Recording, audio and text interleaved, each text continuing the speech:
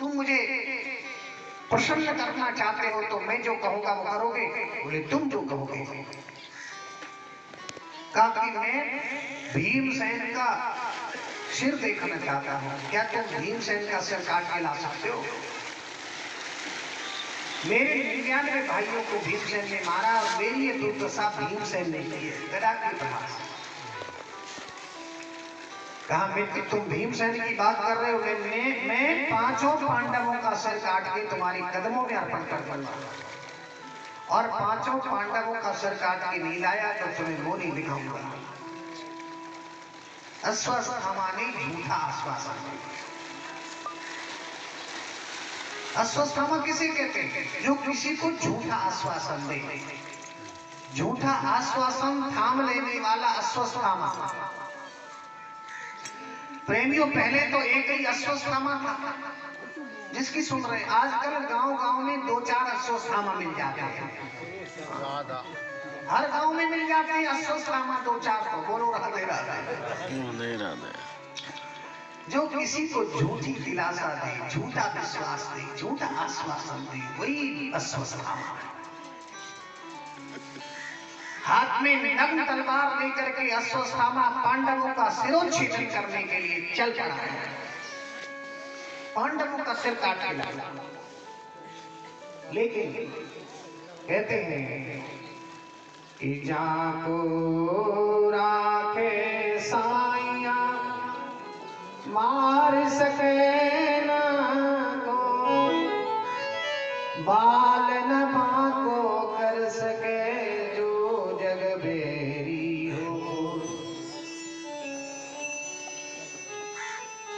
जिसके भगवान रक्षक हैं उसका कौन भक्षक हो सकता है? भगवान श्री कृष्ण पांडवों के शिविर में पहले पहुंच गए। वो तो अंतर्यामी है, वो सब जानते हैं अब क्या होने वाला, ये भी जानते हैं, क्योंकि अंतर्यामी समस्ता नाम भावम जानाति मानुष।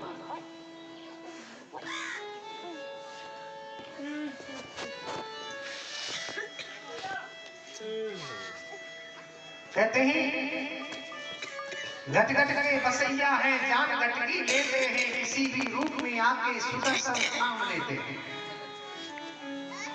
पहुंच गए पांडवों के कक्ष में और पांडवों को जगाया। भैया युधिष्ठिर, भैया भीम, अर्जुन, नकुल, सहदेव, उत्तिष्ठो, जागो, उठो, जागो। पांडवों ने देखा कि रात्रि के समय में द्वारकाधीश का अनायास कैसे आगमन हुआ। कहा द्वारकाधीश क्या आपको नींद नहीं आ रही? रात्रि के समय में आप बड़ी बेचैन लग रहे हो। द्वारकाधीश कहते हैं कि आज तुम सब चल करके मेरे कक्ष में सो।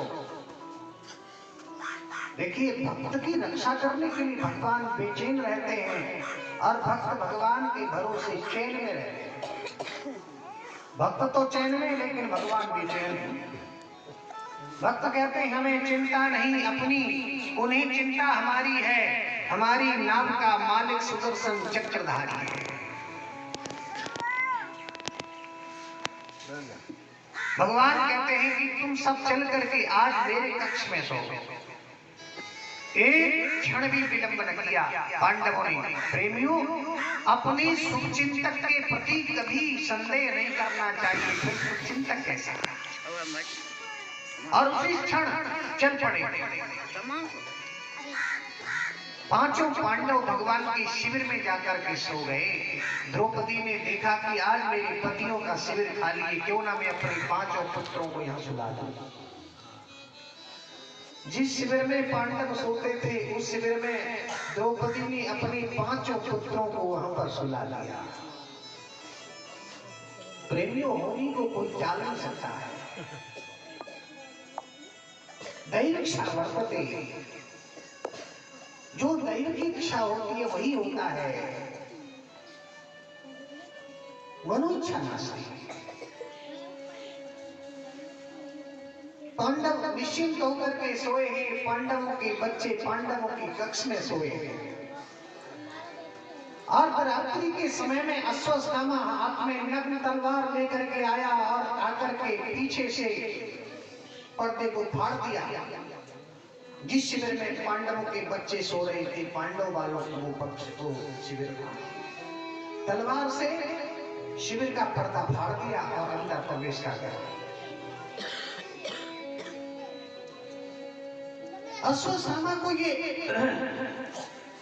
ये पता नहीं था कि ये पांडव सो रहे हैं कि पांडवों के बच्चे सो रहे हैं। प्रेमियों, संसार में कई प्रकार के अंधे होते हैं। एक तो जन्मांध होते हैं, जो जन्म के अंधे होते हैं उनको जन्मांध कहते हैं, और एक होते हैं कामांध, जो काम के अंधे होते हैं। कामा तुराणाम भयम न लज्जा, कामा तुमको न तो भय रहता है न लज्जा रहती है, निर्लज्ज हो जाता है। और एक होता है क्रोधांध, जब क्रोध आता है तो ऐसा अंधा हो जाता है, कहे तो किसी के सिर में कुल्हाड़ी का प्रहार कर डालता है। एक होता है मदांध, एक मद का अंधा होता है, और एक होता है धनांध, जब धन बढ़ जाता है तो धन में चकनाचूर हो जाता है। हाँ, कई प्रकार का। तो ये अश्वत्थामा था क्रोधांध, क्रोधाग्नि। कहते हैं नास्ति क्रोधात् क्रोध समम बन्वी, नास्ति ज्ञानात् परम सुखम। क्रोधाग्नि से बढ़ के कोई अग्नि नहीं है। उसको यह भी नहीं भानता कि ये पांडवों के बच्चे हैं कि पांडव हैं। पांडव समझ करके पांचों बच्चों का सिर काट डाला अश्वत्थामा ने। रात्रि का समय था, अंधेरा था, और पांचों की खोपड़ी को पोटली में बांध लिया। पोटली में बांध करके ले चला। आज मैं अपने मित्र अश्वत्थामा के विचार है, अपने मित्र दुर्योधन के पास में जाऊंगा और मैं कहूंगा, मित्र आज मैं तुम्हारे 5 दुश्मनों का सिर काट करके ले आया हूं, आज तुम अपनी छाती को ठंडी बना लो।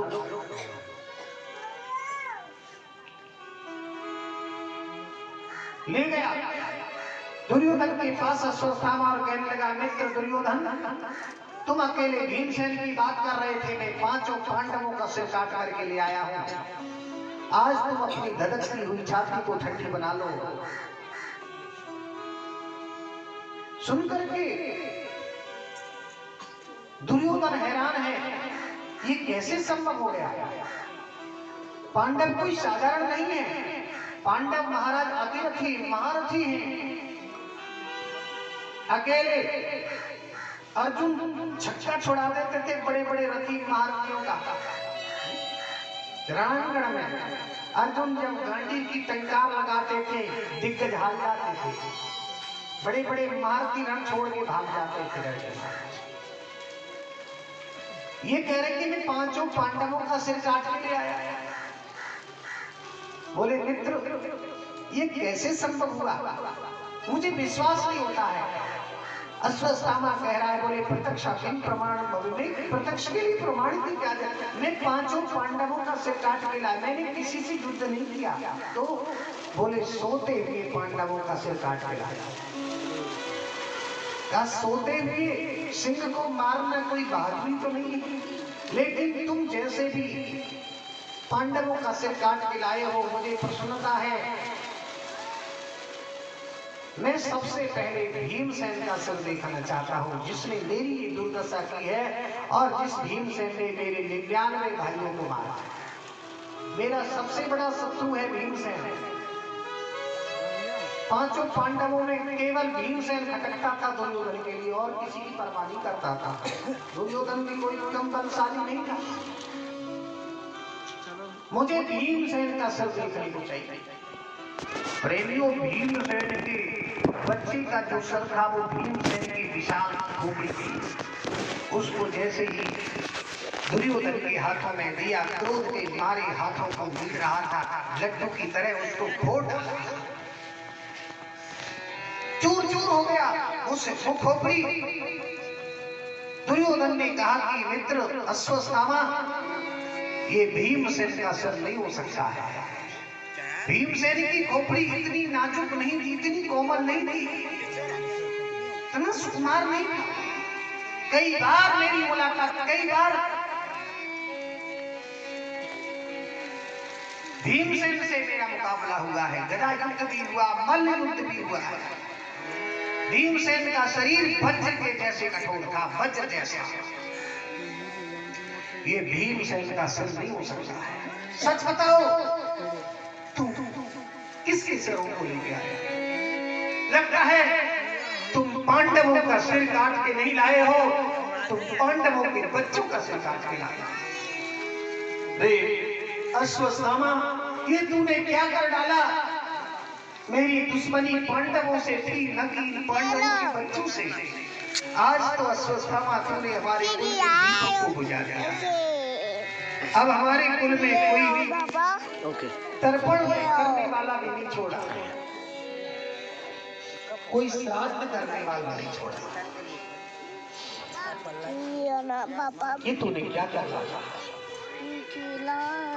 दुर्योधन को थोड़ी देर पहले हर्ष हुआ, लेकिन थोड़ी देर बाद शोक हो गया। हर्ष शोक जब एक साथ हो जाएगी, ऐसा ही श्राप लगा था।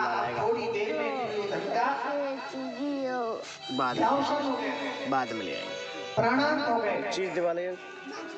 उसी समय अश्वत्थामा अपने मित्र की अंत्येष्टि की तैयारी करने लगा। प्रेमियों, इधर द्रौपदी ने विचार किया कि आज मेरे पुत्र जगह नहीं है, बड़ा विलंब हो गया है। अपने पुत्रों को जगाने के लिए द्रौपदी जाती है, लेकिन द्रौपदी को यह पता नहीं है कि मेरे पुत्र तो हमेशा के लिए सो गए। द्रौपदी ने कक्ष में जाकर के देखा कि पांचों पुत्र एकदम धराशायी है। पांचों के सिर कटे हुए हैं, धड़ पड़े, रक्त से रंजित। पुत्रों की वो दुर्दशा देखी कि माता शिशूनां, माता शिशूनां निधनं सुतानां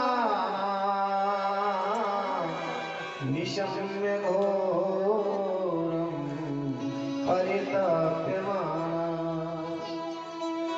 पुत्रों का निधन देख करके कुरुरी पक्षी की तरह वो द्रौपदी रुदन करने लगी, विलाप प्रलाप करने लगी।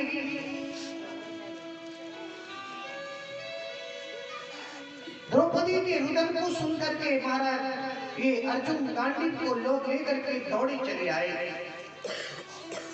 और कहने लगे, द्रौपदी मुझे बताओ, तुम्हारे रोने का कारण मैं जानना चाहता हूँ। द्रौपदी क्यों रो रही हो, मुझे बताओ। द्रौपदी ने कहा, स्वामी जाकर के देख लो शिविर में मेरे पुत्रों की किसी ने कैसी दुर्दशा की। प्रेमियों, अर्जुन ने जैसे पुत्रों की वो दुर्दशा देखी, पुत्रों के धड़ पड़े हुए सिर, पंडित जी कथा बांच रहे बेटा, अर्जुन की बांह फड़कने लगी। और अर्जुन ने उसी समय द्रौपदी से कहा, द्रौपदी तुम्हारी आंखों के आंसुओं को तो बाद में पहुंचूंगा, लेकिन जब तक उस दुष्ट का वध नहीं कर दूंगा तब तक मैं चैन की सांस नहीं ले सकता। गांडीव लेकर के दौड़ पड़े हैं। मन में विचार करने लगा अर्जुन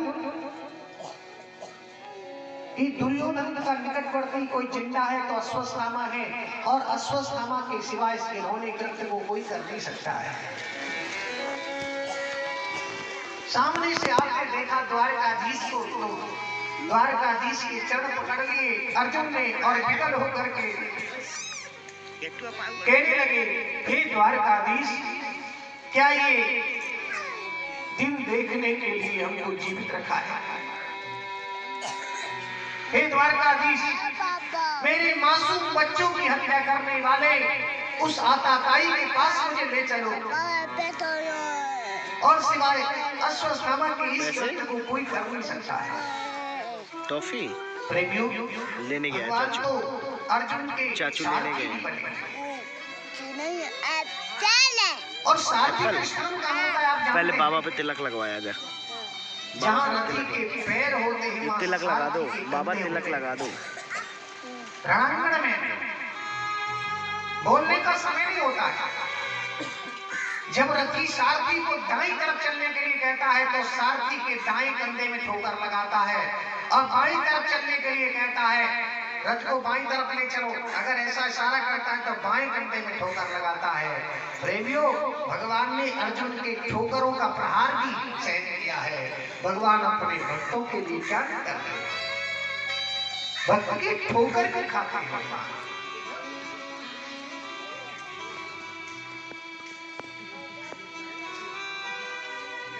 अर्जुन के लिए अपने रथ में बिठा लिया और स्वयं भगवान श्री कृष्ण रथ को चलाने लगे। जहां पर अश्वत्थामा अपने मित्र दुर्योधन की चिता में अग्नि लगा करके और भाग दौड़ा। आगे आगे अश्वत्थामा है, पीछे पीछे भगवान का रथ। उसमें अर्जुन विकल होकर के बच्चे को बैठा लो। बोली वृंदावन बिहारी लाल की जय। तो कहते हैं अर्जुन रथ में बैठ करके चीख करके आवाज लगाने लगा, रे मासूम बच्चों की हत्या करने वाले आताताई, आज विधाता ब्रह्मा भी नहीं बचा सकता है। सावधान हो जा, सशक्त हो जा। बना लीजिए ऐसे कैसे बनाई हो। महाराज आगे आगे भागने लगा है, पीछे पीछे भगवान का रथ। कब तक भागेगा, कहां तक भागेगा? भागने की कोई सीमा हो। अब मन में विचार करने लगा, मैं कहां तक भागूंगा, मुझे मुकाबला करना चाहिए। प्रेमियों, अश्वत्थामा ने डट करके मुकाबला किया और अश्वत्थामा ने क्या किया? अपने धनुष के ऊपर ब्रह्मास्त्र का अनुसंधान कर दिया है। जैसे ही ब्रह्मास्त्र को छोड़ा है, अब ब्रह्मास्त्र को देख करके अर्जुन विकल हो गए। अर्जुन भगवान को पुकार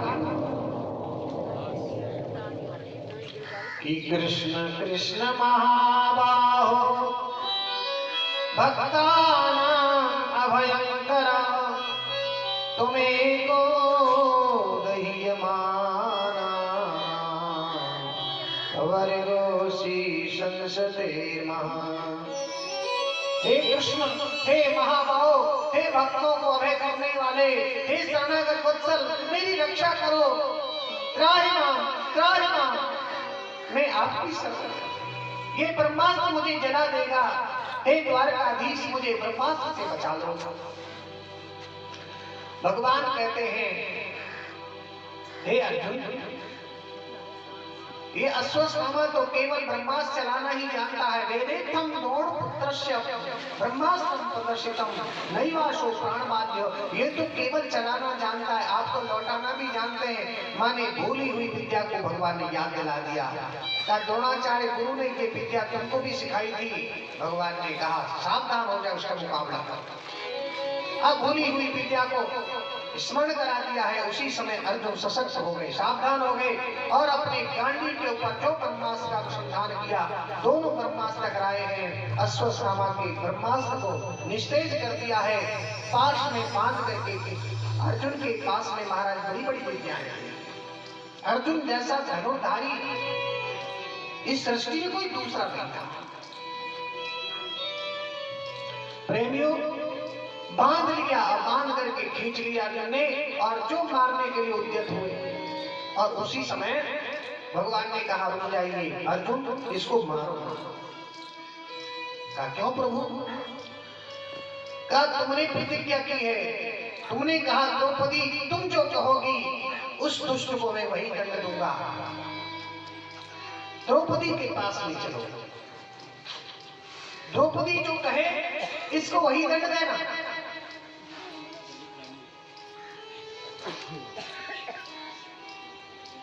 ले गए भरी सभा में जो शोक की सभा लगी थी, मुलजिम की तरह खड़ा कर दिया उसके लिए। अर्जुन कहते हैं, द्रौपदी, तुम्हारे मासूम पुत्रों की हत्या करने वाला ये आता ये अश्वत्थामा है, कहो इसको क्या दंड दिया जाए? तुम जो कहोगे इसलिए वही दंड दिया। तुम कहो तो इसको अग्नि में झोंक दिया जाए, तुम कहो तो इसको कोलू में पिलवा दिया जाए, जो तुम कहोगी इसको वही दंड। लेकिन धन्य द्रौपदी, द्रौपदी कैसी दयालु है, अपने 5 पुत्रों की हत्या करने वाले अश्वत्थामा को क्षमा करने के लिए गुहार कर और कहने लगे कि मुच्यता मुच्यता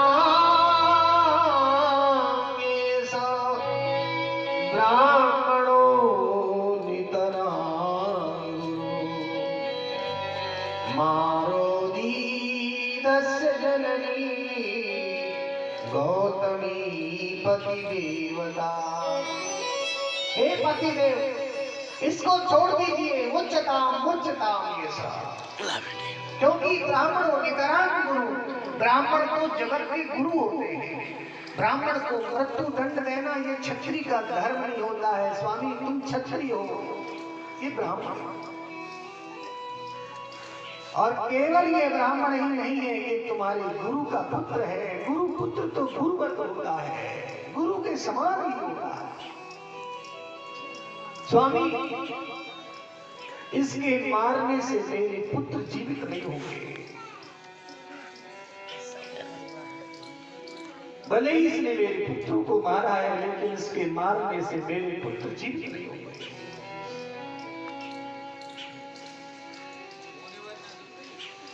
इसको छोड़ दीजिए, हाथ जोड़ दिए, प्रार्थना करते हैं।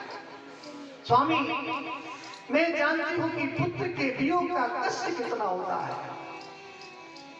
जैसे मैं अपने पुत्रों के वियोग में रो रही हूं, उसी प्रकार से इसकी मां गौतमी अपने इकलौते पुत्र के वियोग में जब रोएगी, तो उस ब्राह्मणी के रुदन को मैं कैसे सुन पाऊंगी? स्वामी,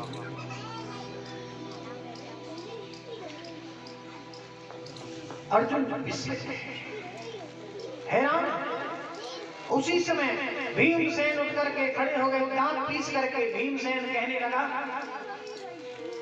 अर्जुन, इसको छोड़ना नहीं है, वो दंड को दंड का विधान होता है, ये पातकी है, मासूम बच्चों की हत्या करने वाला है, आताताई है, इसलिए आताताई का वध करना ही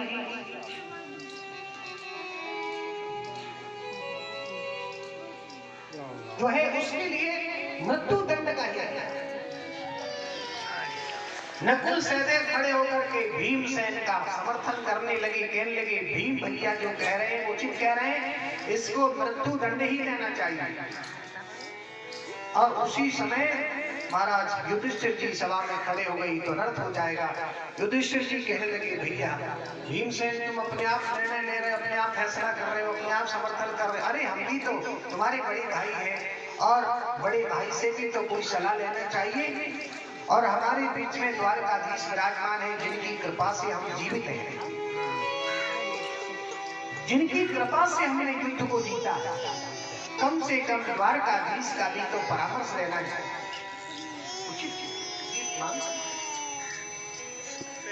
द्वारकाधीश से पूछना चाहिए। अब सब मौन हो गए। अर्जुन भगवान के सामने खड़े होकर के प्रार्थना करने लगे। अर्जुन ने कहा, प्रभु अब आप ही बताइए, ऐसी स्थिति में हमें क्या करना चाहिए? तो भगवान अर्जुन से कहते हैं, अर्जुन नीति ऐसा कहती है कि ब्रह्मबंधुर्हन्तव्य आतातायी वदारण मयि भो भयमाप्नातं परिपाहि अनुशासनम्। ब्रह्मबंधुर्हन्तव्य,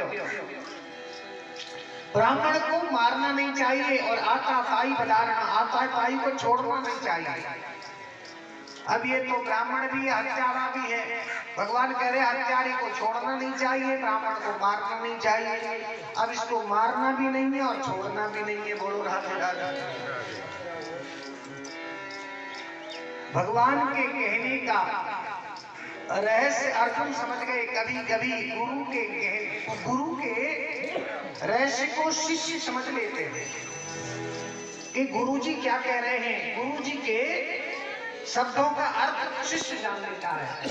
और ये अर्जुन केवल भगवान का भक्त ही नहीं है, अर्जुन तो भगवान का शिष्य भी है।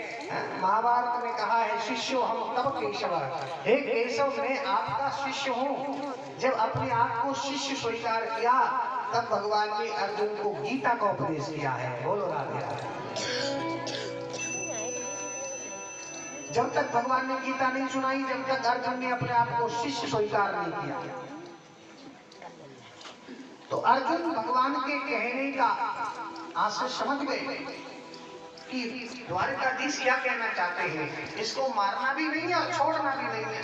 उसी समय तलवार की नोक से उसके मस्तक में जो मणि थी ना, उस मणि को चीर करके निकाल लिया और शिखा सूत्र से विमुख करके बड़ी सभा में अपमानित करके धक्का मार करके अश्वत्थामा को निष्कासित कर दिया, बहिष्कार कर दिया, उसका बहिष्कार कर दिया, अपमान कर दिया। प्रेमियों, भरी सभा में किसी प्रतिष्ठित व्यक्ति का अपमान कर देना मृत्यु से बढ़कर के कष्टप्रद होता है।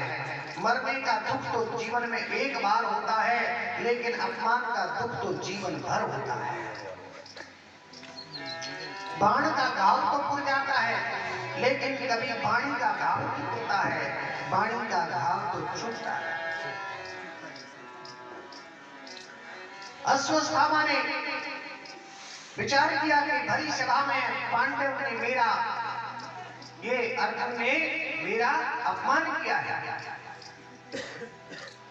मैं भी भैया उठा के प्रतिज्ञा करता हूं कि पांडवों के बीच वंश को मिटा दूंगा। पांडवों के वंश में कोई तर्पण करने वाला नहीं छोड़ा। मन में विचार करने लगा, अब पांडवों के वंश में राही कौन है। अभिमन्यु आदि तो युद्ध में मारे गए, शेष 5 बच्चे थे वो मैंने मार दिए। अब पांडव बुढ़े हो गए, इनका वंश चल भी कैसे सकता है। लेकिन कहीं इनका वंश चल तो नहीं सकता है। मन में विचार किया कि उत्तरा के गर्भ में कोई बालक है। अगर उत्तरा के गर्भ से किसी बच्चे का जन्म हो गया तो फिर इनका वंश चलेगा। इसलिए उत्तरा के गर्भ को ही नष्ट कर देना चाहिए। न रहेगा बांस, न बजेगी बांस। प्रेमियों, उत्तरा के गर्भ को नष्ट करने के लिए ब्रह्मास्त्र का महाराज उसने अनुसंधान कर दिया। इतना धूर्त था अश्वत्थामा। अब उत्तरा ने देखा कि ये ब्रह्मास्त्र मेरे घर को नष्ट करने के लिए अश्वत्थामा ने चलाया। उत्तरा ने अपने 5 ससुरों को किसी को नहीं पुकारा। एक से बड़े बलशाली थे, शक्तिशाली थे, लेकिन उत्तरा ने विचार किया कि जो मेरी सास की लाज को नहीं बचा पाए वो मेरे गर्भ को क्या बचा पाएंगे। जिस प्रभु ने मेरी सास की लाज को बचाया है वही मेरे गर्भ को बचा सकते हैं। अब तो उत्तरा भगवान को पुकारने लगे कि पाहि पाहि महायोगिनी देव देव जगत्पते नान्यं त्वद्भयं पश्ये यत्र मृत्यु परस्परम्। पाहि पाहि महायोगिनी, देव देव जगतपते, हे जगतपते, हे जगदीश, हे जगन्नाथ, हे जगदाधार, हे जगत नियंता, हे जगत भरता, हे जगत दृशु, मेरे गर्भ की रक्षा करो। द्रौपदी विकल होकर के दोनों हाथों को उठा करके भगवान द्वारकाधीश को कहते हैं, हे जगन्नाथ मेरे गर्भ की रक्षा करो।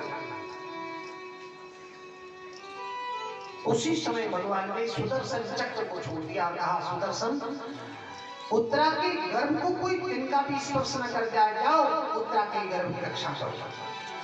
प्रेमियों, उत्तरा के गर्भ की रक्षा करने के लिए भगवान ने सुदर्शन चक्र के ऊपर भी भरोसा नहीं किया और सूक्ष्म रूप धारण करके भगवान उत्तरा के गर्भ में प्रवेश कर जाते हैं। बोलो भक्तवत्सल भगवान की जय हो। मेरा कोई ना सहारा बिन तेरे, घन श्याम सवरिया मेरे, मेरा कोई न सहारा बिन तेरे, घन श्याम सवरिया मेरे,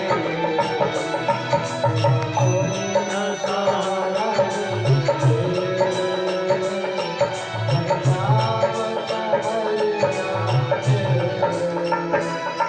मेरे।